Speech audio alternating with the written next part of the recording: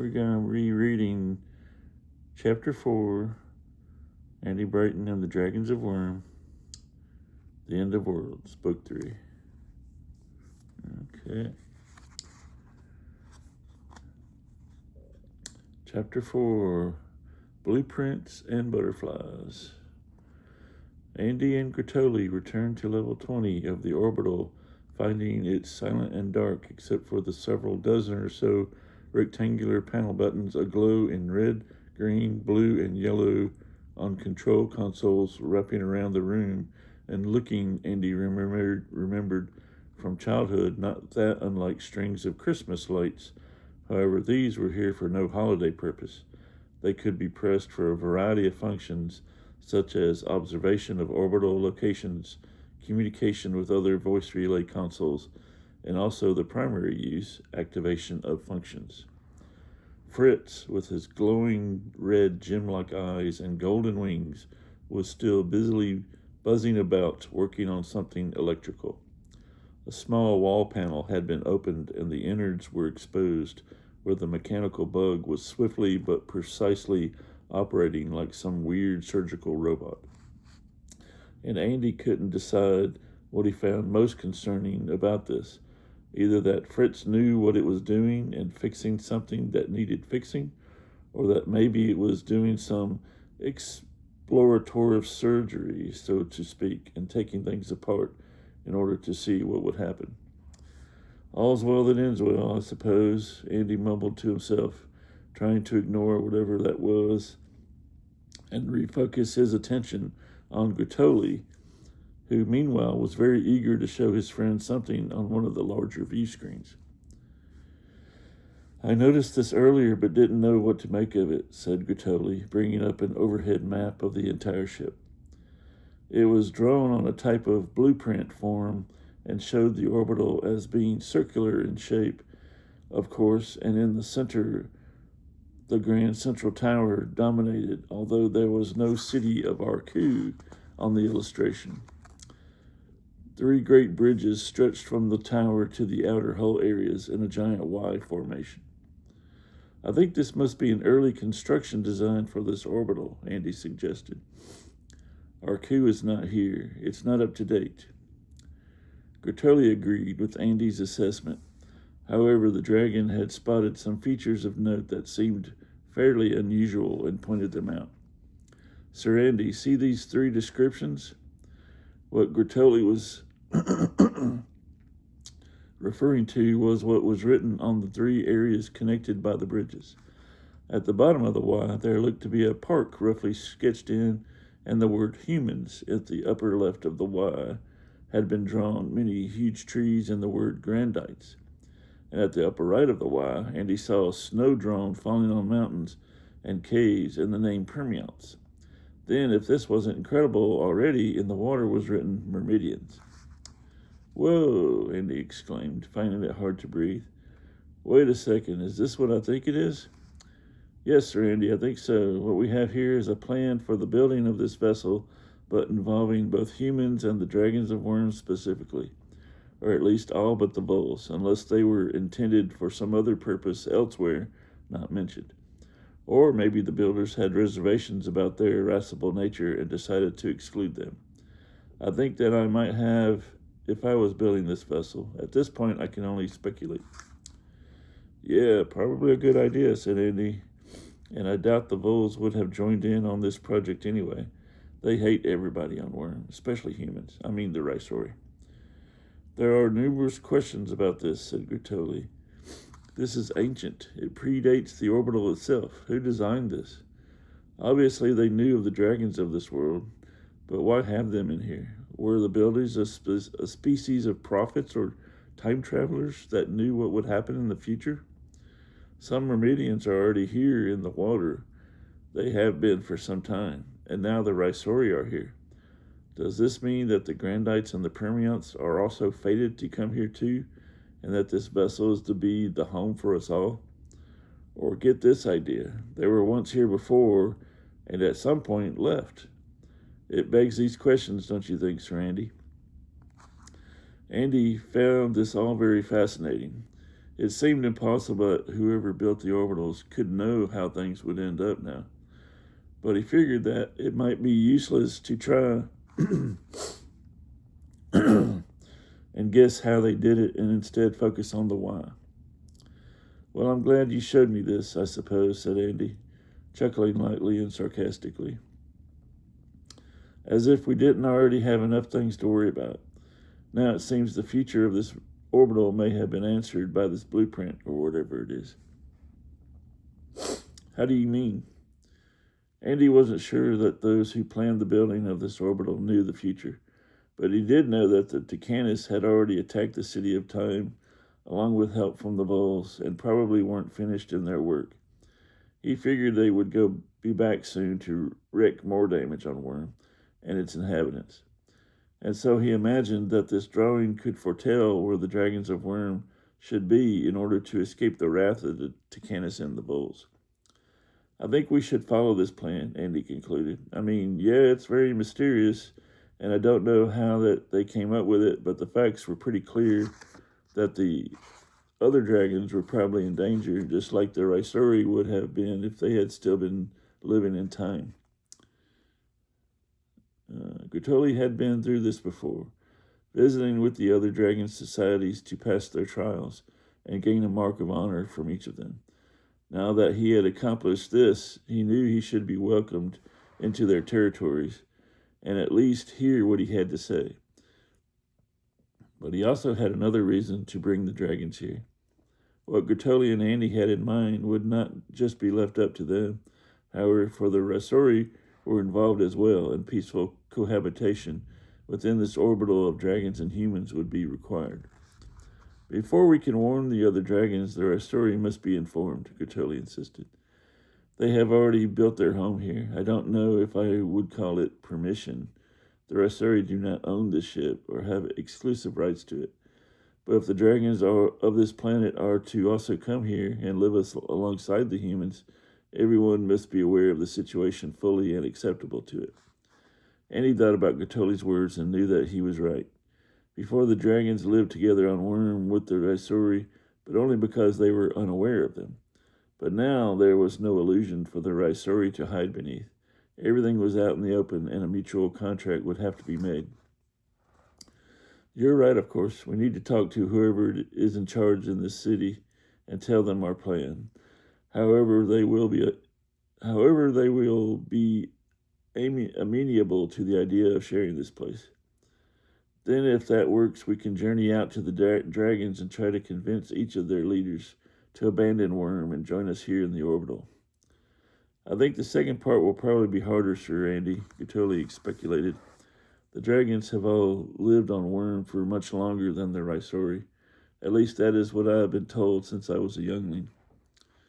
A thought then entered Andy's mind.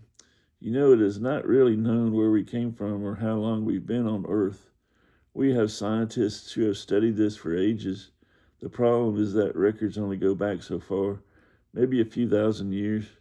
But humans as a species go back way before written records. Who knows how far?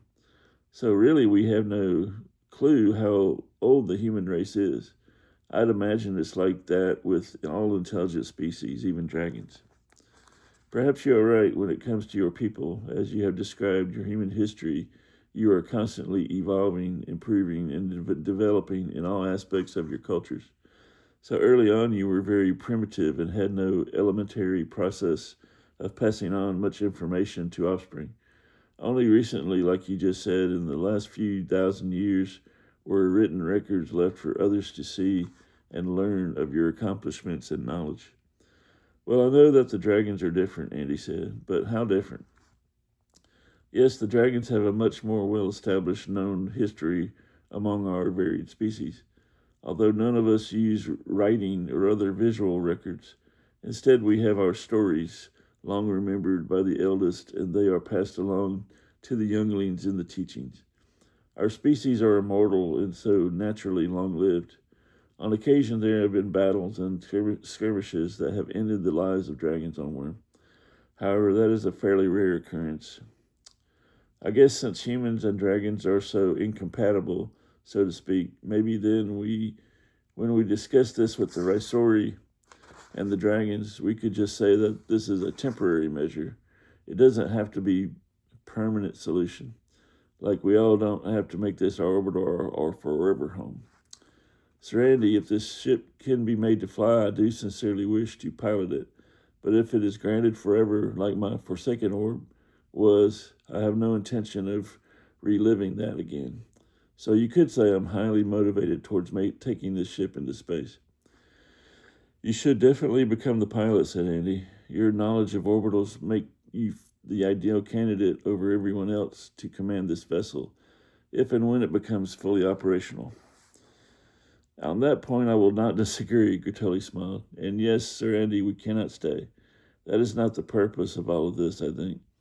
But I do believe it is essential for us all for some short period of time. So it won't be looked at as a home. It will be what humans would call a lifeboat, a vessel that can get one safely from one place to another. How does that sound?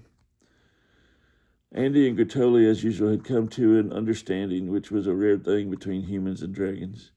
And their relationship was not as much about their own personal needs, but rather usually ended up focused on others around them and their needs and the needs of the group and whatever was the greatest outcome. And so it was here again.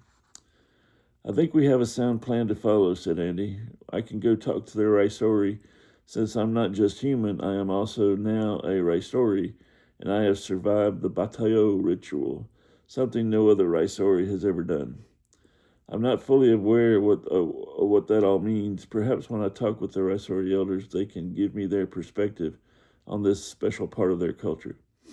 But I think that should count for something when I go speak to them about the dragons coming into this orbital.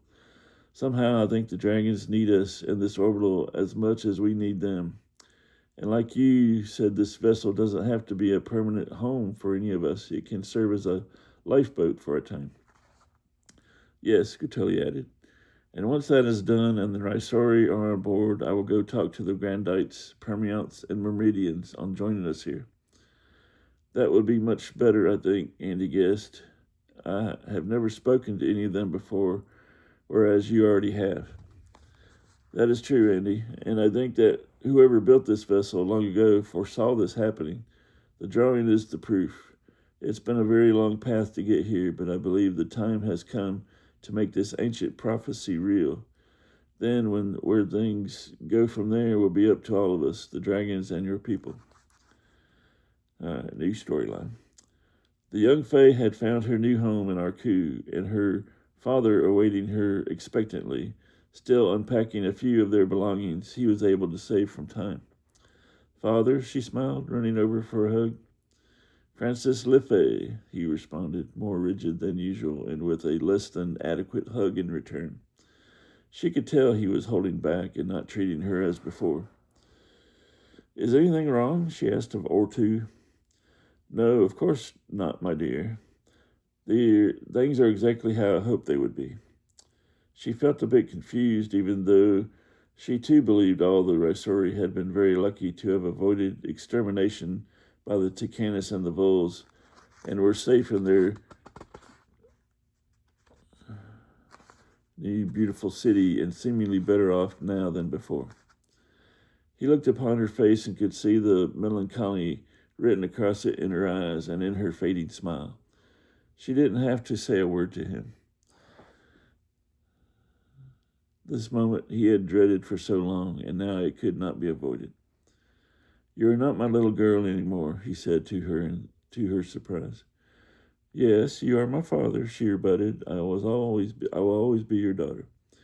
Well, of course you're my daughter, but there comes a time in all families when a child such as yourself passes into adulthood.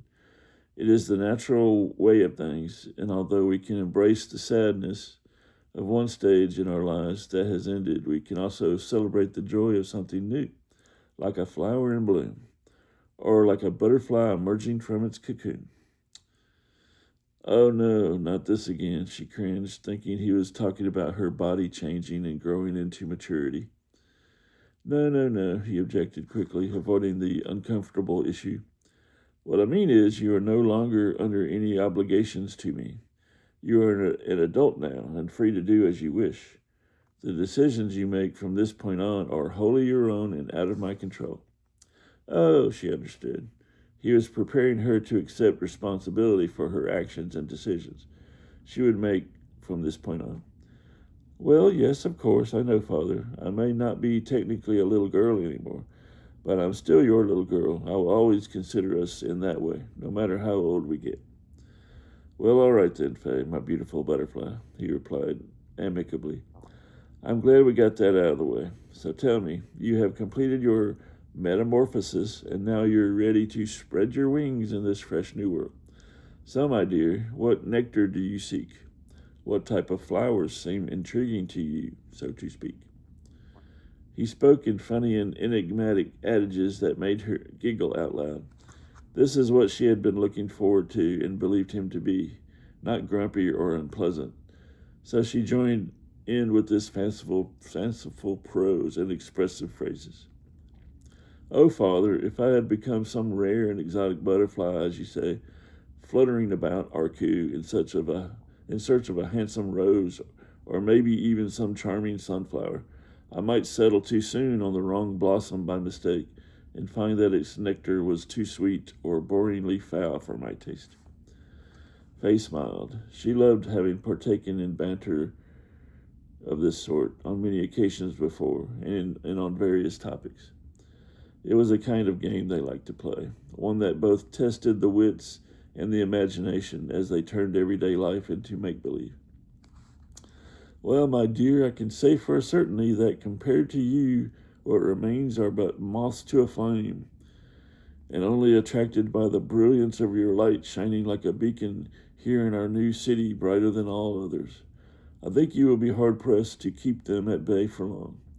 In fact, I think some collectors have already shown an interest. I've heard people talking around Arku, so it may well be that a few of their butterfly nets have been unfurled and made ready for the catch." Faye rejected the notion of quickly accepting someone, especially one who she believed to be there simply because they were the first to find her. She wanted just the right suitor, and to begin such a search, the Rysori girls who were coming of age traditionally followed a certain custom to help select the best match for them, or at least the best few men from the populace. There would be an announcement made for all to see and a deadline set for available and interested men to respond. The method of response was chosen by the father of the intended,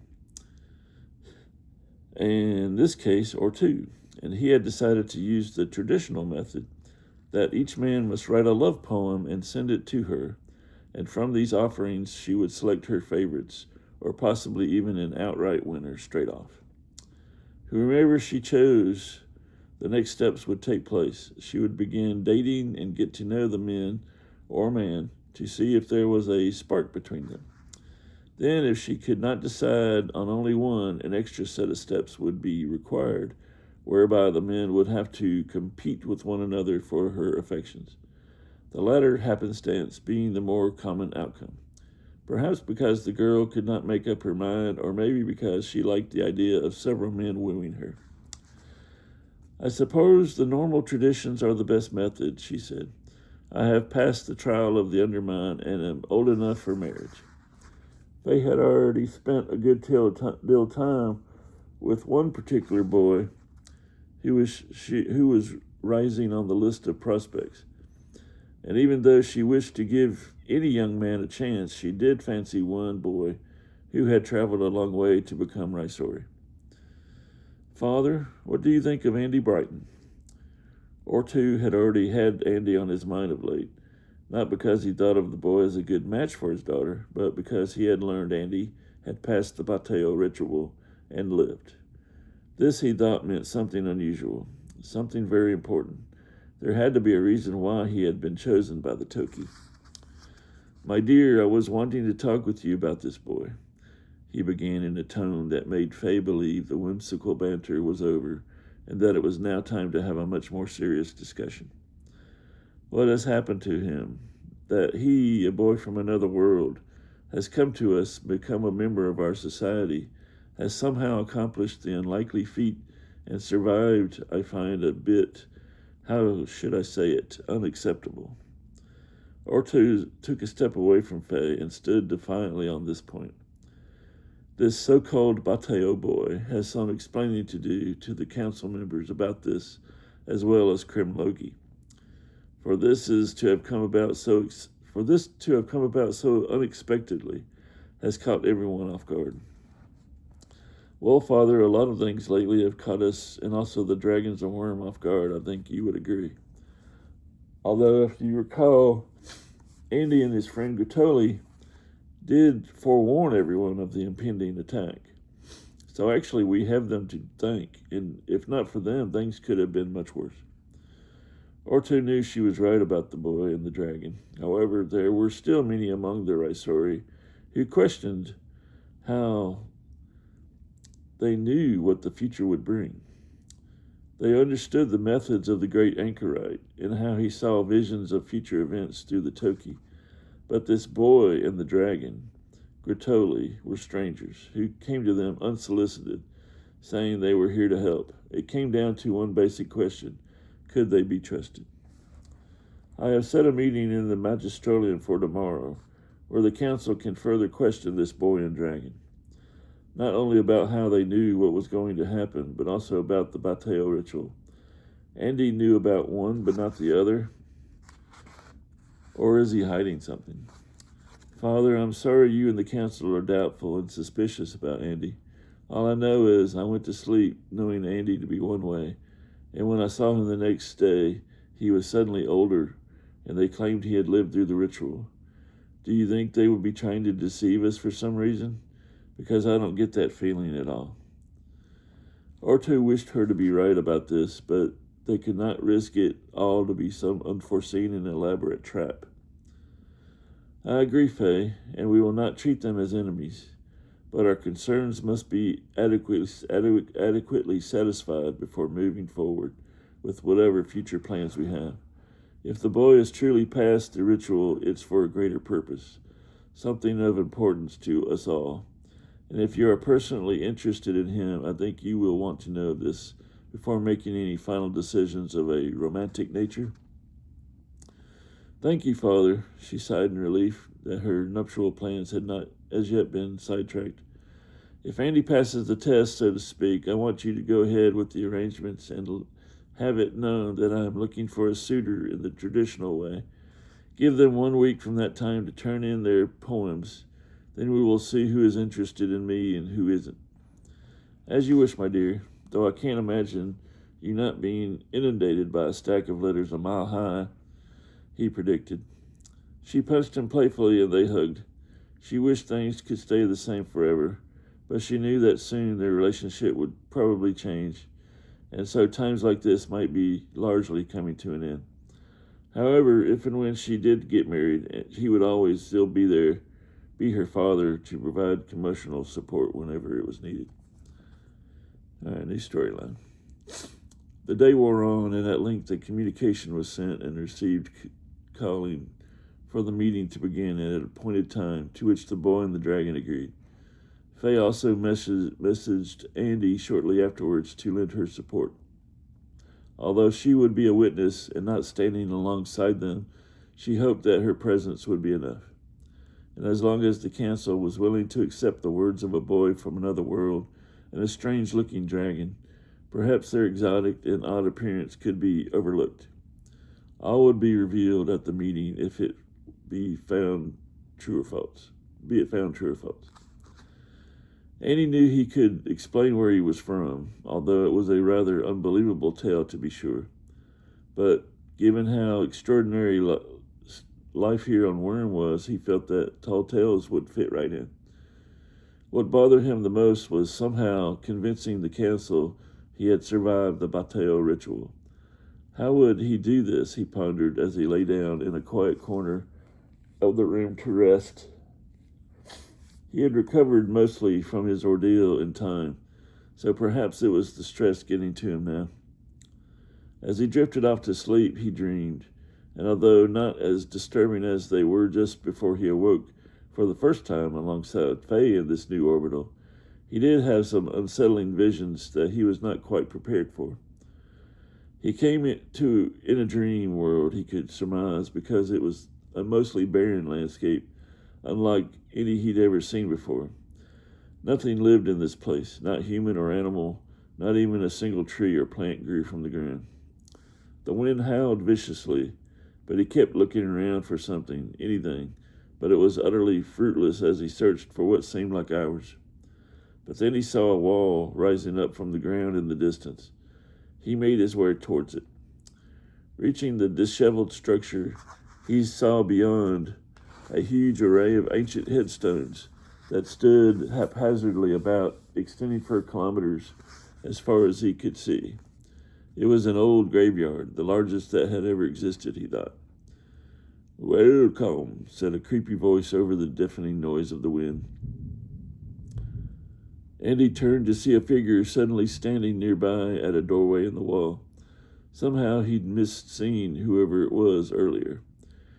He wore a dark and ragged cloak covering him from head to toe, so much so that Andy couldn't see any part of the man, not even his face, for a darkened void filled the hood above his shoulders. "Hello, stranger," Andy responded nervously. "I didn't see you there before. I am Andy Brighton. Who are you?" "I am that which sees over this place. You might know me by the name Death." And he couldn't help noticing that whoever this person was, they were talking rather strangely, like an echo reverberated after every word. It was disconcerting, to say the least. "Well, Death, a pleasure to meet you," Andy worried. "Am I dead? Is that why I'm here?" Death looked down upon Andy for a time, saying nothing, but eventually responded, "No, Death has not found you. Not yet." "I don't understand," said Andy. "You will," replied Death as he waved a bony hand across in front of him. "What?" Andy questioned Death, becoming very nervous. Then suddenly, crunching and crackling noises arose from the graveyard, and dirt blew up from the graves and the headstones. Andy looked in horror as reanimated skeletons and decayed corpses began to claw their way up from the ground. It was a terrifying sight to behold. But just then some force came from out of nowhere and whisked Andy away far from this nightmare. He fell unconscious as it took him from that dreaded place and laid him down on the ground softly. For a time he lay unbothered by anything of this world, sleeping in a state of pure bliss. But it did not last.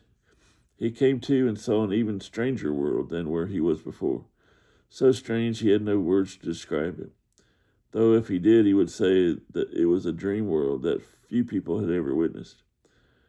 "It was not your time," said a voice from someone he did not see anywhere around him. "Not time for my death?" Andy supposed. "You have more to do in your world, Andy Brighton." "Who are you?" "We are the Toki, the listeners, the watchers." "And you know the future, my future?" "The future. You speak of time beyond this moment. Only the present and the actions you take now are what matter. You cannot rely on fate. Do you understand?" "Not exactly," said Andy. "Each moment flows into the next," said the Toki cryptically.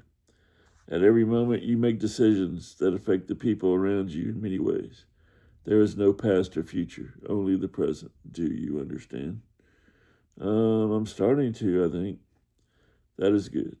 It is of great importance that you do. You are an integral part of it all. A key cog in the great wheel, you could say."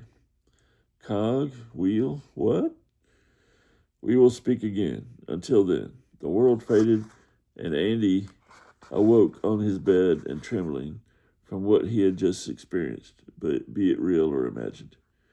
He didn't quite know what to make of it all, but he guessed that this was a part of him having survived the Bateo ritual, so something he must get accustomed to. He figured he still needed sleep to rest up for his meeting with the Rysori Council set for the following day. Both Andy and Bertoli had much to say on their behalf, and for the lives of the Rysori and the Dragons of Wyrme. This was their major concern, only to help. Meanwhile, the council had other concerns that must be addressed before any actions could proceed. Namely, once again, how Andy and Gratoli were privy to the information that Danival would be planning his attack on time. But also, and perhaps more relevant, could Andy show proof that he had actually survived the ritual and it not just be an unfounded claim? All right, that's the end of chapter 4 of Andy Brighton and the Dragons of Wyrme. Book 3, The End of Worlds. You can find it on Amazon. It's available as well as all my other books. And so I hope you enjoyed the reading. I'll be doing all the rest of the chapters. There's 20 chapters in the book. Starting to rain. Thunder and rain. I gotta get me something to drink. My throat's dried up. All right. But anyway, so we'll see you in the next one.